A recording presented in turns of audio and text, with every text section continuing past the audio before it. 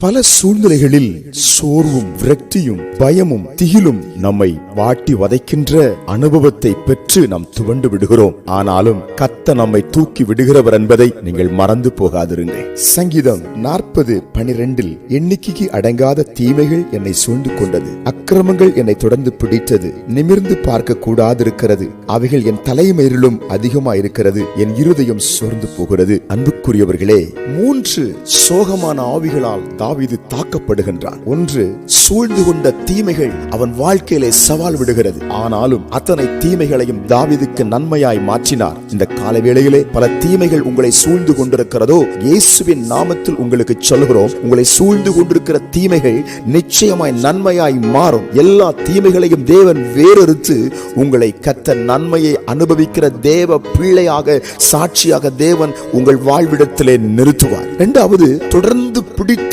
அக்கிரமங்கள், சில அக்கிரம ஆவிகள் உங்களை முன்னேற விடாதபடி தொடர்ந்து பிடித்து இழுக்கிறதோ, இன்றைக்கு தேவன் அக்கிரமத்தின் ஆவியை அர்த்தம் பண்ணி தேவனுடைய வல்லமையை உங்கள் மேல் ஊற்றி இனி அக்கிரம கிரியைகள் உங்களை தாக்காதபடி கர்த்தர் உங்களுக்கு கேடகமாய் இருந்து உங்களை பாதுகாத்து உங்களை சாட்சியாய் நிறுத்துவார். கலங்காதிருங்கள். 3, சோர்வின் ஆவி உங்களை பயங்கரமாய் உலுக்கி கொண்டிருக்கிறதோ, சோர்ந்து போகிறவனுக்கு பலன் கொடுக்கிற தேவன் சோர்ந்து போகிறவனை தேற்றி ஆற்றி மார்போடு அணைத்து அவனை தொடர்ந்து பயணிக்க செய்கிற தேவன் உங்களை தொடர்ந்து பயணம் செய்ய கர்த்தர் கிருபை செய்வார். எனவே தாவீதை தூக்கி நிறுத்தினவர் உங்களை தூக்கி நிறுத்தி இந்த காலை வேளையிலே உங்களை ஆறுதல் படுத்தி ஆசீர்வதிக்கின்றார். கலங்காதிருங்கள். ஜெபிக்கலாம். எங்கள் பரலோகத்தின் தேவனே, இந்த காலை வேளையிலே சோர்விலே, அக்கிரமத்தின் பிடியிலே, தீமைகளின் பிடியிலே சிக்கிருக்கிற மக்களை விடுவிக்கிறவராய் இப்பொழுது இறங்குவதற்காய் ஸ்தோத்திரம். ஜெபம் கேட்டதுக்காய் ஸ்தோத்திரம். இயேசுவின் நாமத்தில் ஆமென்.